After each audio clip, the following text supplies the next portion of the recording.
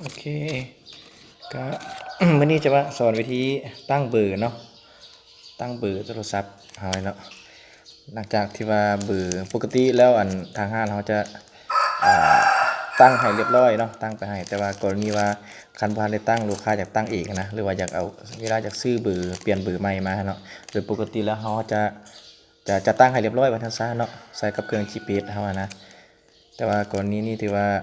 กรณีว่าลูกค้าอยากเปลี่ยนเบอร์ใหม่หยังเราก็สามารถเอามาได้เนาะอันนี้แนะนำให้ใส่เป็นเบอร์ Unitel เนาะก็จะมีเบอร์อหย่างอยู่ในนี้เนาะหลักการก็ง่ายๆเนาะก็คือเราเติมอันนั้นทั่วไปแหละก่อนอื่นเราก็ต้องได้ต้องได้เปิดนำไส้เบอร์ก่อนเนาะจริงๆเพื่อนให้ลงทะเบียนเนาะให้โทรไปลงทะเบียนเบอร์เนาะเบอร์178ให้ลงทะเบียนเนาะจริงๆเฮาบ่ลงก็ได้เนาะเพราะเฮาลงเพราะว่าถ้าว่ามีน้อยเบอร์ก็ลงก็ดีเนาะโทรไปให้ศูนย์เขาเจ้าก็ลงให้เนาะถือว่าแจ้งเขาเจ้าจดชื่อจดหยังไว้แต่ว่าถ้าเฮามีหลายเบอร์เขาจะโทรไปหลายบ่ได้เนาะคือข้าพเจ้าจะเอาเปลี่ยนมาใส่ซิมน้อยก่อนเนาะเปลี่ยนซิมน้อยเพราะว่ามันซิมของข้าพเจ้าจะมีหลายเนาะสามารถมีหลายขนาดสามารถแยกได้เนาะก็จะเอาใส่ซิมก่อนก็ทั่วไปเนาะก็ใส่ซิมทั่วไปเดี๋ยวกดก่อนจะใช้ยากนิดนึงเพราะว่ามันเป็นซิมน้อยเนี่ยเจ้าเนาะเพราะว่าเราต้องได้ตั้งเนาะต้องเปิดตามไส้ทั่วไปนี่แหละเจ้าก็เปิดเครื่องก็ใส่เปิดเครื่องใส่ทั่วไปเนาะก็ใส่เพราะว่าคันเฮาบ่มันมี2ขั้นตอนเนาะขั้นตอนที่1ต้องเปิดน้ำไส้เบอร์ก่อนนะหลังจากนั้นก็จะเดี๋ยวเปิดน้ำไส้เบอร์ไปก่อนเนาะหลังจากเปิดน้ำไส้เบอร์แล้วก็จะมีการโอเคเนาะเวลาเปิดแล้วก็ทั่วไปเนาะก็กด121แล้วก็โทรออกยินดีต้อนรับทานเข้าสู่ศูนย์บริการยูนิเทลก็กดธรรมดาสำหรับภาษาลาวก็กดทานเลือกภาษาลาวขอบใจที่ใช้บริการของยูนิเทล5,000เนี่ยมีเงิน5,000เนาะก็จบเนาะก็บ่ได้มีหยังก็รอท่าหน่อยนึงรอท่ามันส่งข้อความมาแล้วก็ได้ถือว่าเราสามารถลงทะเบียนเรียบร้อยแล้วเนาะถ้าว่าบ่แน่ใจเราต้องโทรออกอีกบัดนึงโทรหาเบอร์ใดก็ได้เนาะเวลาเราโทรไปเนาะอาจจะโทรเบอร์ใดก็ได้ที่เราโทรเบอร์หมู่เบอร์หยังก็ได้เบอร์เราเองก็ได้โทรไว้มันติดบ่เนาะหรือว่านี่ก็ถือว่าได้แล้วเนาะ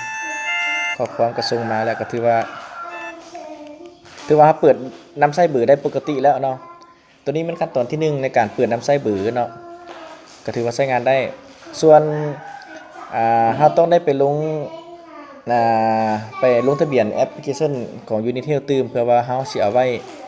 ตืมเงินเนาะเราสิเอาไว้ตืมเงินแล้วก็เอาไว้ตั้งแพ็กเกจเพราะว่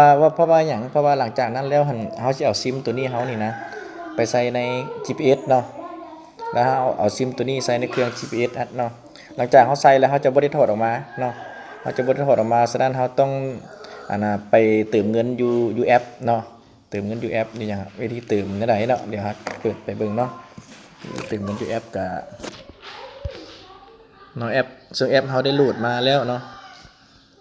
แอปของเขาหันละแมนว่า Unitel เนาะแอปตัวนี้ถึงเขาได้โหลดมาไว้ก่อนหน้านี้เขามีวิดีโอโหลดแอปให้เนาะเขาก็กดเข้ามาเนาะกดเข้ามาแล้วก็ออกก่อนเนาะซึ่งจะเห็นว่าถ้าว่าเขาลงทะเบียนแล้วนะเขาก็สามารถตีเบอร์ใส่เลยแล้วก็ตีรหัสใส่ได้เลยเนาะแต่ถ้าเขาบ่ทันได้ลงทะเบียนก็ถือว่าเขาต้องมากดลงทะเบียนตัวนี้เนาะ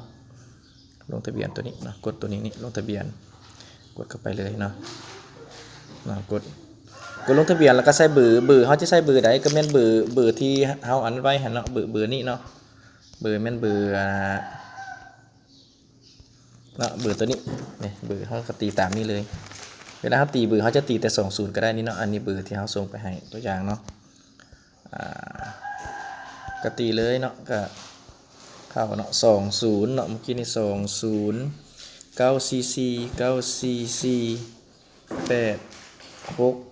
586เนาะส่วนรหัสตั้งเท่าใดก็ได้เนาะแต่ข้าพเจ้าตั้งมันเคยตั้งไว้แล้วก็เลยว่าอยากตั้งคือกันเลยเนาะเวลาเขาเข้าตัวหน้าก็เข้าตัวอื่นได้หลายแนวเนาะข้าพเจ้าตั้งUnitel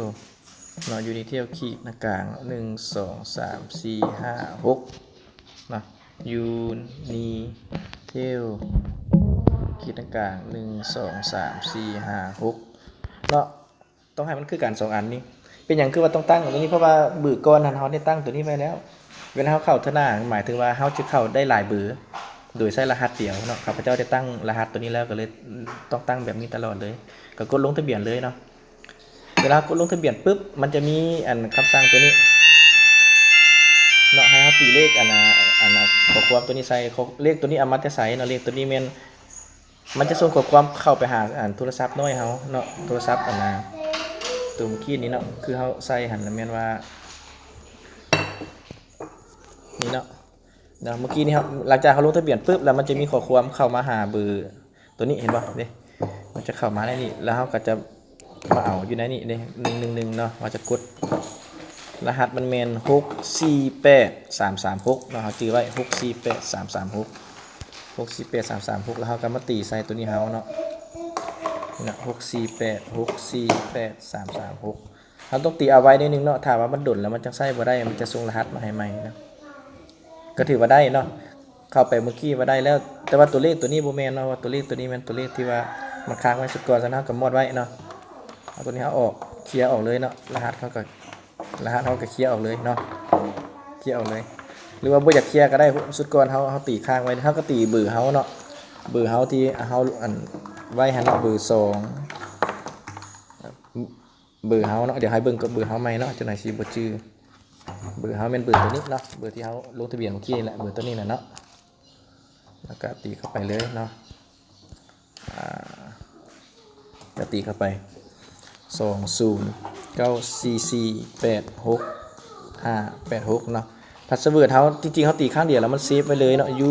นี่เทลคิดต่อ1 2 3 4 5 6เนาะเอาตัวนี้เซฟชื่อไว้แล้วก็กดเข้าไปเลยจะสังเกตเห็นว่าเขาจะมีเงินอยู่